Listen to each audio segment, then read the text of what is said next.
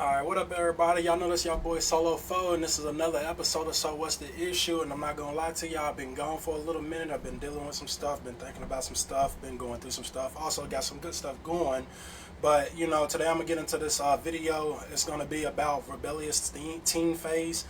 I'm gonna be honest with you guys. I've personally never believed in the rebellious teen phase. When I was growing up, I found myself in a lot of complicated situations, which made me make more decisions and stuff like that.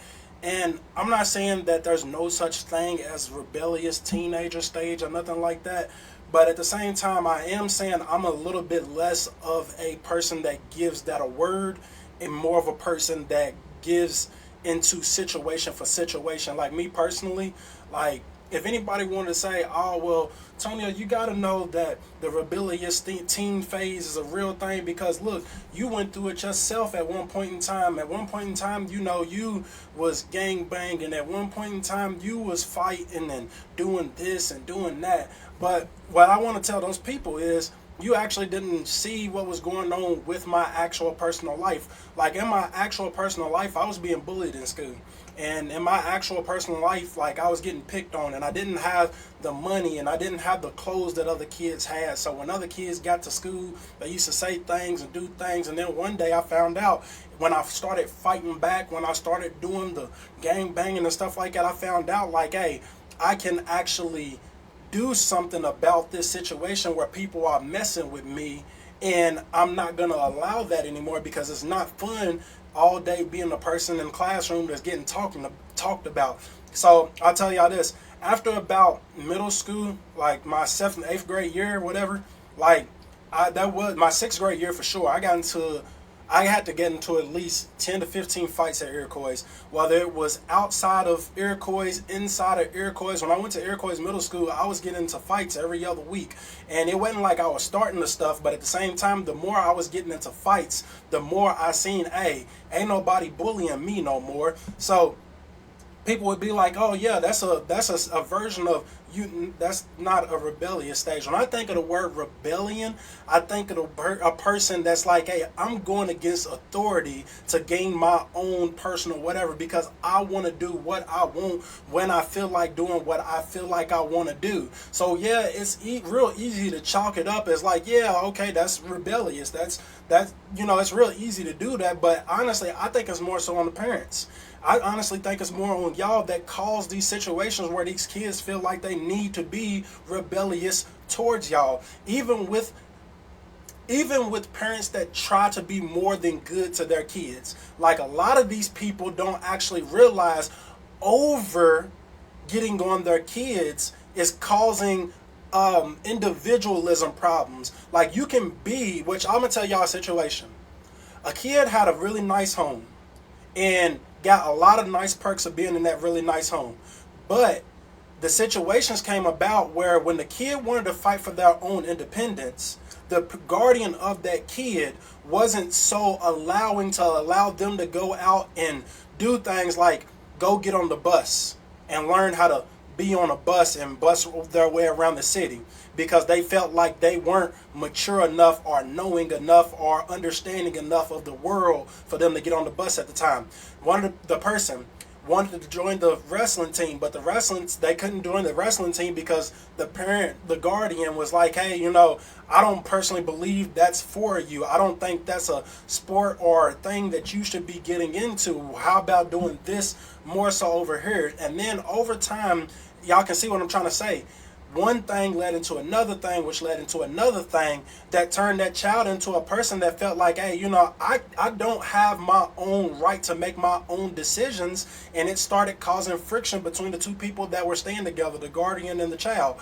And eventually it ended up with the kid and the guardian parting ways on not so friendly terms because that kid was fighting for individualism. And the person that was raising the child, even though they were doing their best that they could with the child and from their understanding of the world, it also created that problem in a side of a world that person didn't actually understand and couldn't actually see that they were actually, and I use the word doing wrong.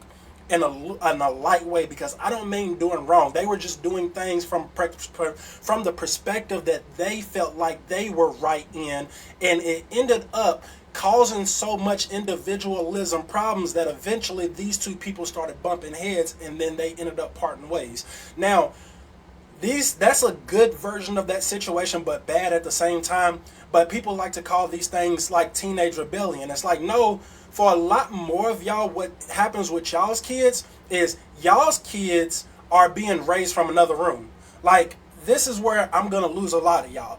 A lot of y'all don't understand where y'all go wrong with y'all kids is y'all sit in one room and try to parent y'all kid from another room. Y'all sit around and y'all wait for noise and be like, oh, y'all better stop doing that in there. Or one of the kids to come crying to you, why you hit your little brother? Why you do this? Or whenever the school finally calls and they like, hey, you know, your child is acting bad. Oh, why are you acting bad in school? It's like, hey, you're not actually parenting y'all child. Now, I'm really going to tell y'all, these things aren't actually parenting y'all kids. What y'all really need to be doing is being more involved in y'all's kids' life and less wanting to do what the hell you want to do most of the time, because a lot of y'all be sitting in the next room on y'all phone 24 hours out of the week. A lot. I'm not going to say most. A lot of y'all ain't working. So it's like, why aren't y'all spending 4, 3, 2 more hours out of y'all day with y'all kids when y'all not doing anything all day? And for the ones that do work, working is still not a good excuse for you not dealing with your kids. You can't sit in the next room and yell at your kid from the next room whenever they get out of line or get out of pocket, quote unquote, whenever you feel like whatever. Like, these can't be the terms that you start dealing with y'all kids. And I'm gonna tell y'all what's funny. At the end of the week, on a Friday, on a Thursday, or on a Saturday, y'all sit around and be like, whew, girl, whew, I'm so tired of these kids. They done got on my nerves. Yeah, I can't wait to get out. Or I can't wait to drop these kids off. Or I can't wait till these kids go to school because they getting on my damn nerves. How? I really want to know that. How, when y'all kids are sitting inside of one room, in the living room, in the bedroom, sitting around in other places that you aren't, and you ain't parenting your kids. You're just yelling at them from another room whenever you get annoyed. Or when somebody comes to you and tells you something negative, you have to be the one to instill morals and values inside of your child. You have to be the one that comes and talks to your kid and let them know about what is right and what ain't right, and be a little bit more monetary over situations. Instead of when the teacher calls home that first time, you let the kid tell you, well, this is what really happened. And yeah, we do know what happens in school. Sometimes the teachers do be dickheads, but not all the time.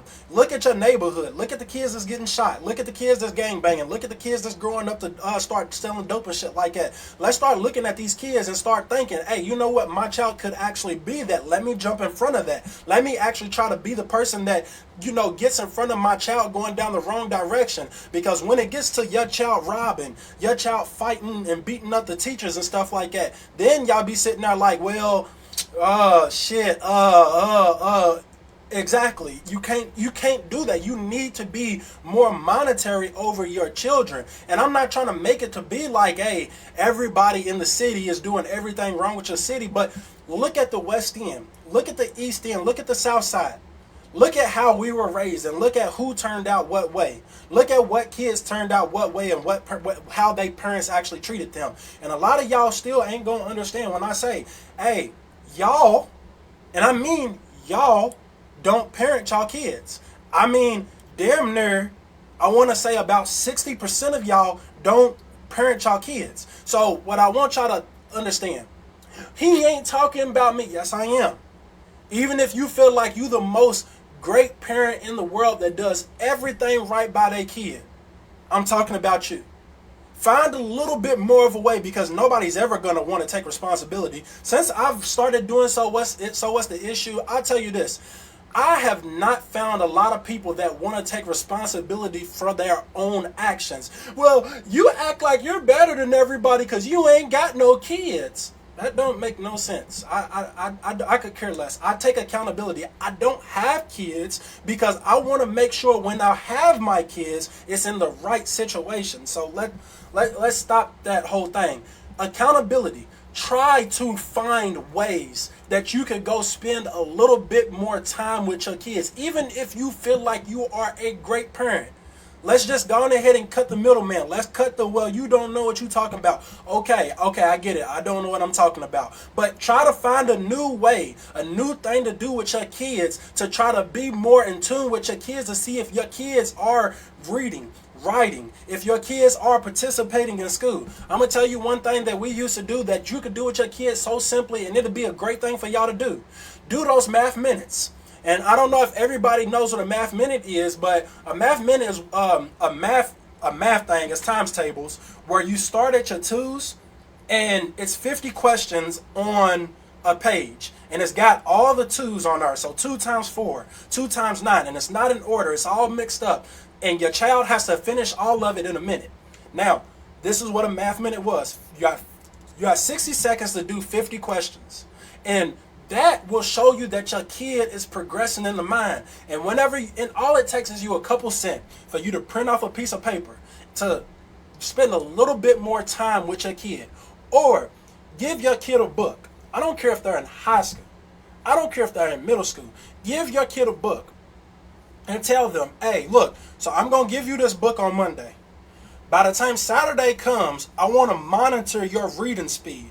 I want to monitor how fast you can get through this book. And if you can get through X amount of pages faster than you did last time, we're going to go do this to reward y'all kids. A lot of y'all don't understand from our neighborhoods. You have to reward your kids. So many of y'all want to act like the reward system is such a terrible thing. I'm not going to sit around and reward my kid for doing exactly what they supposed to do. They supposed to wash the dishes. They supposed to do good in school. You go to work and you get paid because the job is supposed to pay you. So when your kids do what they're supposed to do, you're supposed to pay your kids so they can understand what the work world is by the time they turn 18.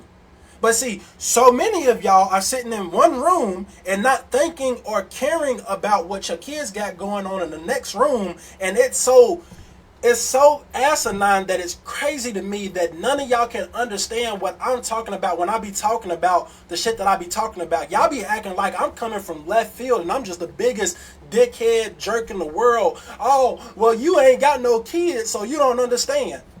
What's wrong with what I just asked y'all to do? Is there anything wrong with what I asked y'all to do?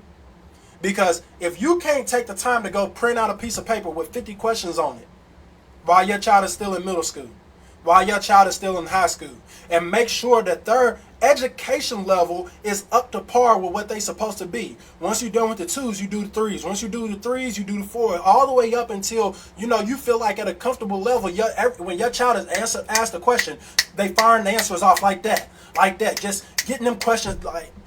But that's too much for y'all, because what y'all rather do, and I'm going to tell y'all where y'all be going wrong. What y'all rather do is y'all rather go kick it with y'all friends. Y'all rather go smoke and drink. Y'all rather go do this, and that. And I'm going to tell y'all what these things do to y'all kids. What y'all kids end up doing is they start raising themselves. And then they start having independency issues. So they're going to start making some bad decisions. I started making bad decisions. But it wasn't because I was rebelling against authorities.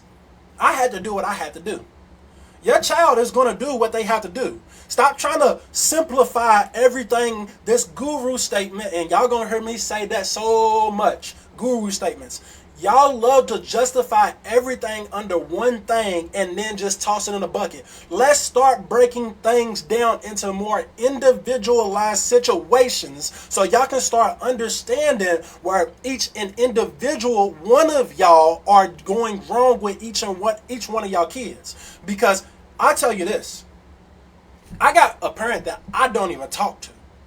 I got another parent that I almost don't want to talk to, and me and that person struggled to find a decent relationship, and they blame me. They blame me for everything. They don't look at themselves and say, well, there was this, there was that, there was this one situation where oh, you know what? I can see how that affected, and then come to me as a man, as a woman, and say, you know what? I fucked up right there. That's why I actually did fuck up.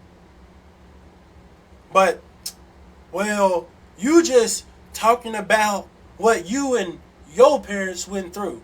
Okay? Stop for a minute.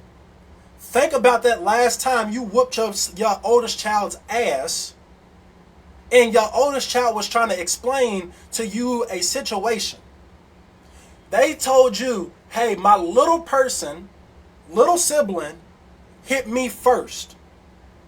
But what y'all do is y'all only whoop the older one's ass.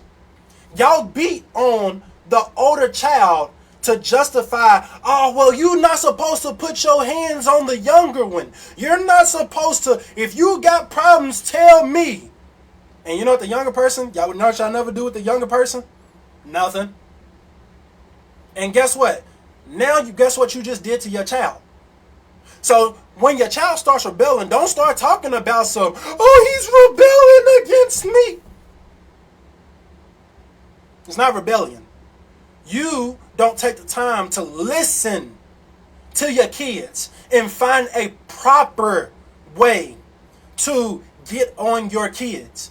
If the younger one is having issues with putting themselves in situations where it feels like it can continuously do things to the older child, that's something that you need to do to the younger child too, not just to the older child. But y'all so caught in y'all ways that y'all get torn up behind, oh, my baby, they did this to my baby.